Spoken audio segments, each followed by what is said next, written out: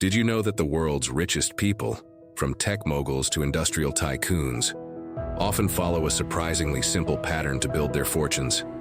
It's not luck or magic, it's a deliberate strategy, and it's been around for over a century. The pioneer of this approach was none other than John D. Rockefeller, the world's first dollar billionaire, who once said, "The ability to make money in the right way is the most stable, unshakable force in the world." Picture this: earning any amount of money you desire, living the life you've always dreamed of. Sounds like a fantasy, doesn't it? Well, today, I'm here to shatter that myth and show you how it's not only possible, but within your reach. By diving into the life of John D. Rockefeller and how he amassed his jaw-dropping wealth, we'll uncover 5 revolutionary money skills that can transform your financial future. Don't believe me? Stick with this video until the end, and I promise you'll see the path to wealth in a whole new light. Welcome to the ultimate channel for finance and wealth building. If you're ready to take control of your money and chase your dreams, smash that subscribe button, and let's get started. John D. Rockefeller wasn't just rich, he redefined what wealth could mean. Starting with a modest $2,000 for his first business, $200 of which he borrowed from his father, Rockefeller built an empire that, by the time of his death in 1937, was valued at $1.4 billion. In today's dollars, that's a staggering $318 billion, dwarfing the fortunes of modern titans like Elon Musk, whose wealth is estimated at $219 billion. So how did a kid from a small town in upstate New York achieve this? Was it genius, luck, or something else? After studying Rockefeller's life, I realized his success wasn't about secret formulas or insider connections. It came down to a handful of practical, repeatable money skills that anyone can learn. As you give this video a thumbs up, let me walk you through these skills step by step and show you how to apply them to your own life. 1. Track your money like a pro. Let's start at the very beginning, when Rockefeller was just 7 years old. Growing up in Richford, New York in the 1840s, he wasn't born with a silver spoon. His family wasn't dirt poor, but they weren't rolling in cash either. His father, William, was a traveling salesman, some even called him a con man, who peddled questionable medicines across the country. With his father often absent, young John and his siblings relied on their mother, Eliza, to keep the household afloat. Eliza was a master of frugality, stretching every penny to feed and clothe her children. She taught John a lesson that would shape his life. If you want to grow your money, you first need to know exactly where it's going. At 7, John earned his first coins working odd jobs on a neighbor's farm, digging up potatoes, feeding livestock, and even raising rabbits to sell for a small profit. Excited by his earnings, he ran to his mother for advice. Eliza handed him a small notebook and told him to write down every cent he made and spent. This wasn't just a chore, it was the beginning of a lifelong habit. John called this notebook his ledger, and it became his financial Bible. Whether it was a nickel for rabbit feed or a dime for a new pair of socks, he recorded it all. By the time he was a teenager, he could tell you exactly how much he'd earned, spent, and saved over the years. This ledger was more than a diary.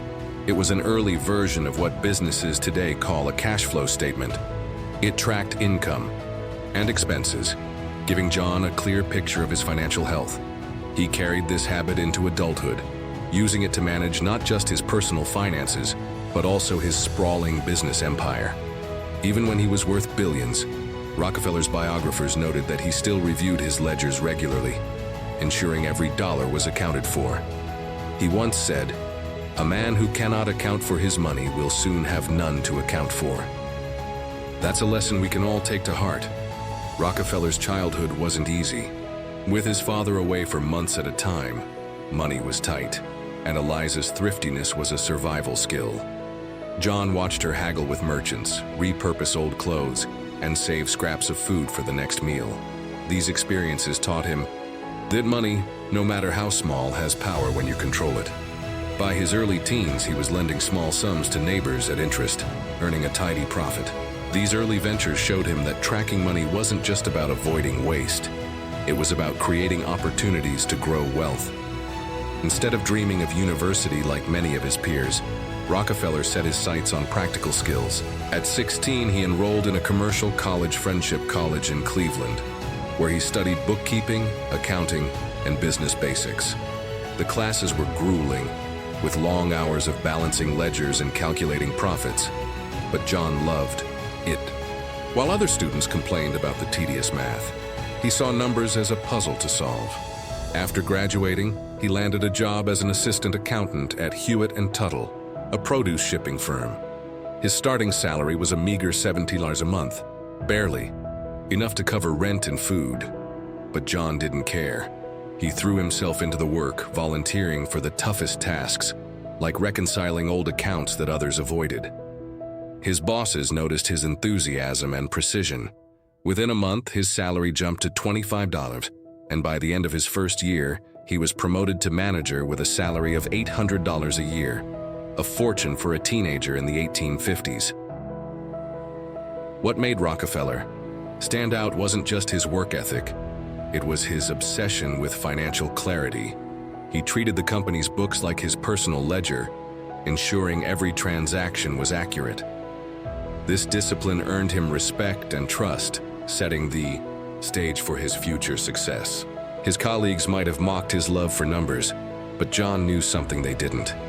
Mastering money starts with understanding it. So how can you apply this today? Start small, just like Rockefeller did. Get a notebook, a spreadsheet, or a budgeting app and track every dollar you earn and spend for 30 days. You'll be shocked at where your money goes. Those daily coffees or impulse buys add up fast. Once you see the patterns, you can make smarter choices, like cutting unnecessary expenses or redirecting that money into savings or investments. Financial literacy isn't about being a math genius. It's about building habits that give you control. If a 7-year-old can do it, so can you. 2. Don't fear borrowing, do it smart. Now let's talk about a topic that scares most people, borrowing money. Entrepreneurs and everyday folks alike often see debt as a trap to avoid at all costs. But Rockefeller? He saw it as a tool to build wealth.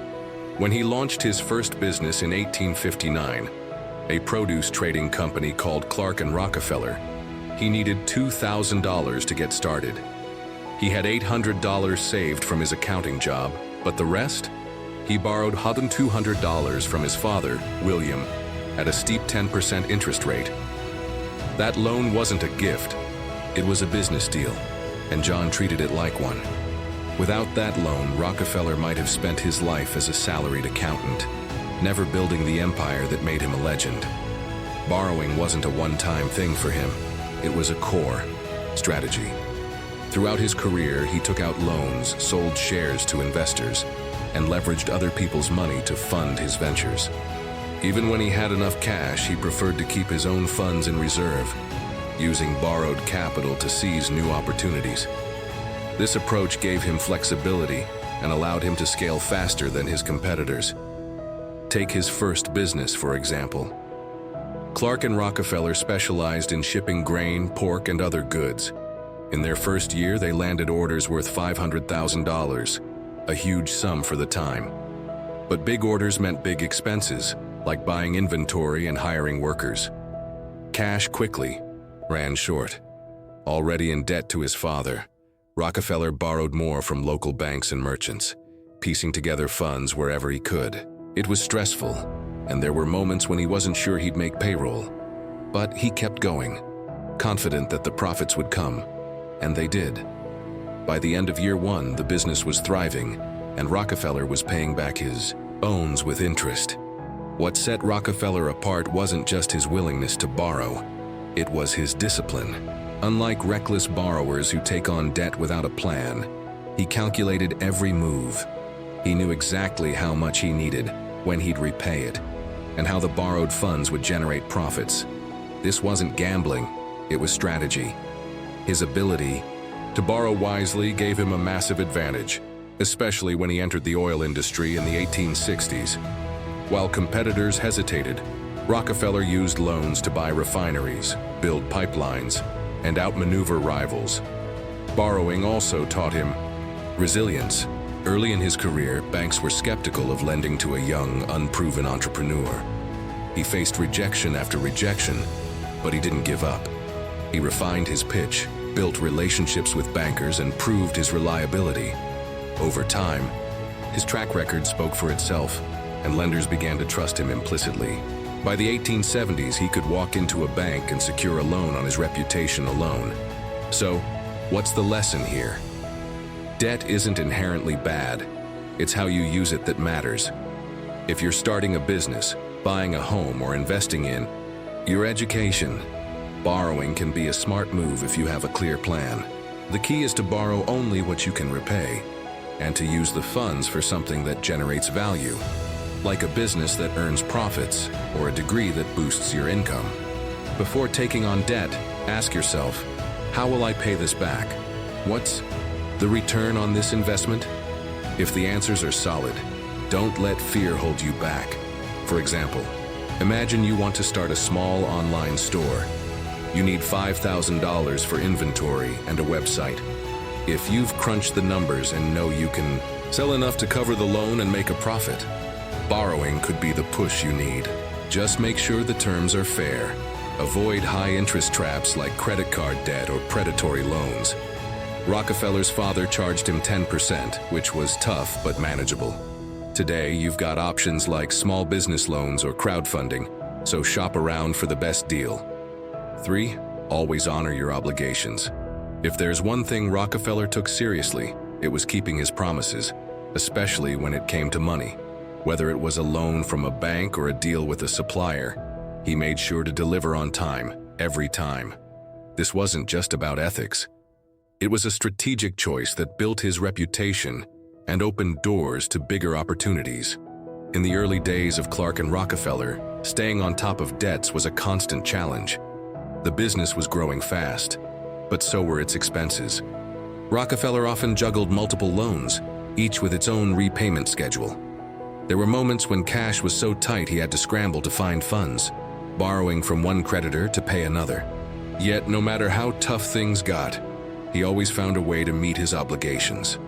One story from his memoir, How I Made $500 Million, captures this perfectly. His father, William, had a knack for showing up at the worst possible times to collect loan payments. One day he stormed into John's office demanding immediate repayment of a $500 installment. John was in the middle of a cash crunch, with payroll due and suppliers waiting. Most people would have begged for an extension, but not Rockefeller. He scraped together the money, possibly by calling in favors or liquidating assets, and paid his father on the spot. Later, he wondered if William timed these visits to test him, teaching him the importance of reliability under pressure. Whether intentional or not, it worked. John learned that honoring commitments, no matter the cost, was non-negotiable. This discipline paid off in ways he couldn't have imagined. As his reputation grew, bankers and investors began to see him as a safe bet. By the 1870s, when he was building Standard Oil, his word was as good as gold. Banks would empty their vaults for him, confident he'd repay with interest. Suppliers gave him favorable terms, knowing he'd never default. His impeccable credit history became a competitive edge, allowing him to secure funding faster and cheaper than his rivals. Rockefeller's obsession with obligations extended beyond finance. He was just as meticulous about contracts, partnerships, and even personal promises. His biographers note that he kept a small black book where he jotted down every commitment he made, from business deals to charitable pledges. Crossing off each item as he fulfilled it gave him a sense of pride. This habit ensured he never overpromised or under-delivered, a lesson that's just as relevant today. What does this mean for you? First, treat every financial commitment like a sacred vow. If you borrow money, pay it back on time, even if it means cutting back on luxuries. If you sign a contract, read the fine print and follow through. Second, protect your credit history like it's your lifeline. A good credit score can save you thousands on loans and open doors to opportunities like renting an apartment or starting a business. Check your credit report regularly, dispute errors, and pay bills promptly. Finally, build a reputation for reliability in all areas of life. People trust those who keep their word, and trust is a currency that compounds over time. 4. Calculate every move. Rockefeller's success wasn't about taking wild risks. It was about making calculated decisions. Whether he was borrowing money, investing in a new venture, or cutting costs, every move was backed by rigorous analysis. He didn't just follow his gut. He ran the numbers, weighed the risks, and planned for every outcome. Take his approach to borrowing.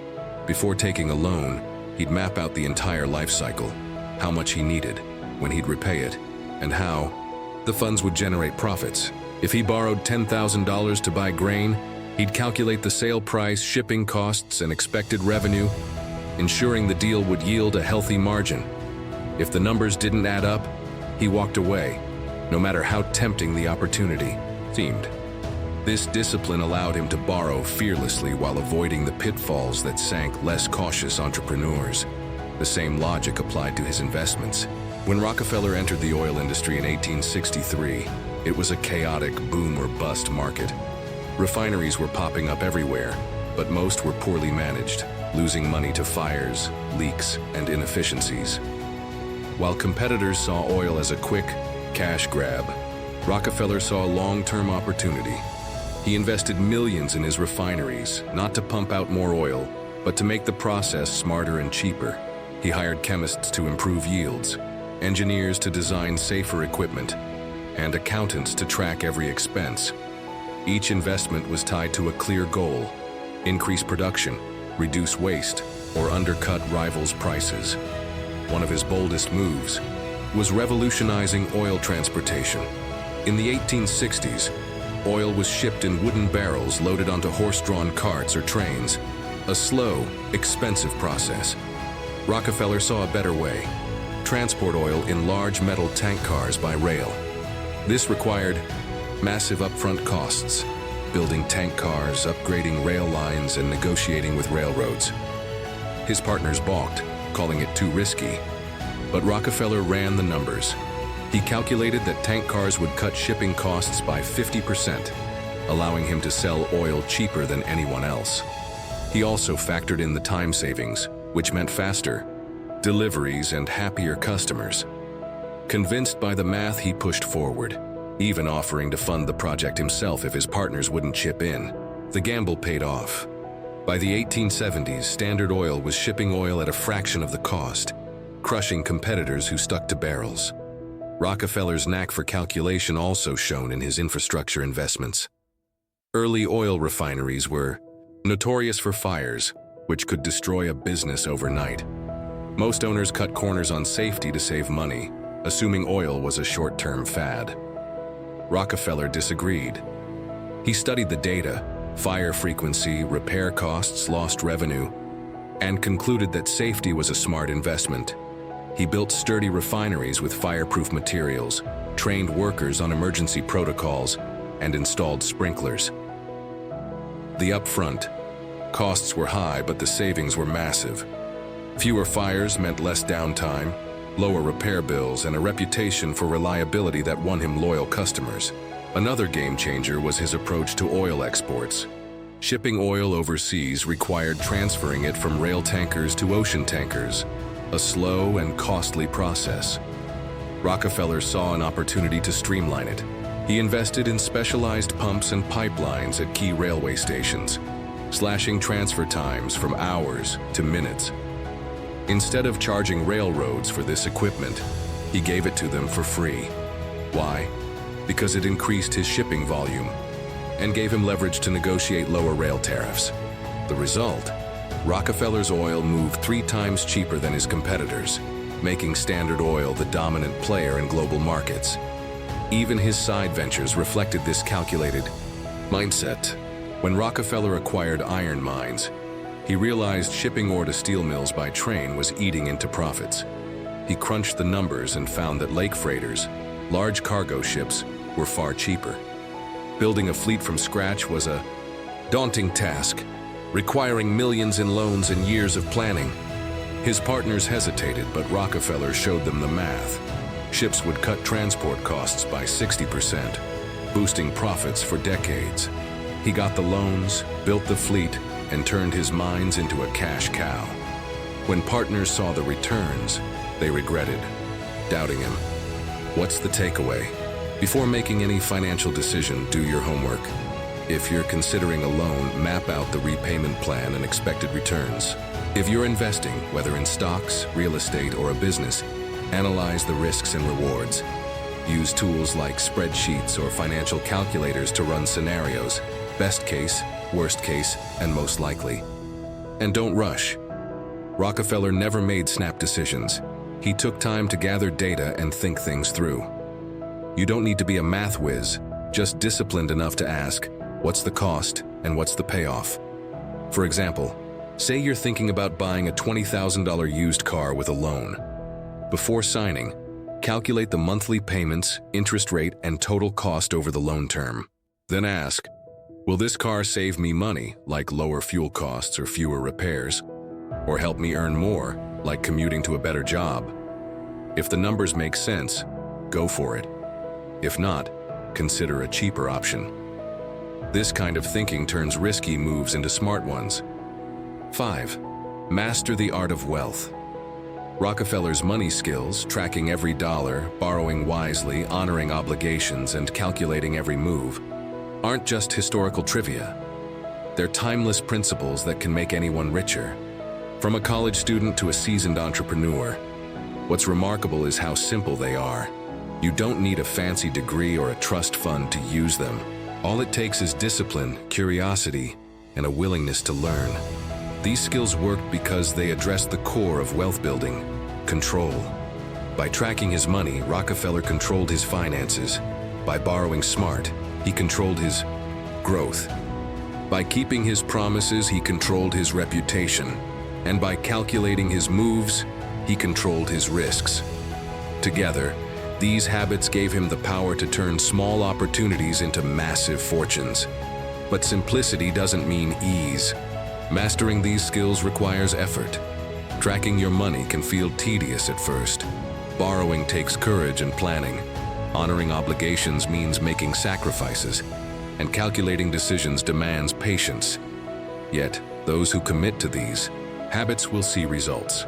A few months of budgeting can reveal hundreds in savings. A well-planned loan can launch a business. A strong credit score can unlock better deals. And a single calculated investment can grow into a nest egg. Rockefeller's life proves that wealth isn't reserved for the lucky or the privileged. He started with less than most of us have today: a modest upbringing, a small loan, and a lot of grit.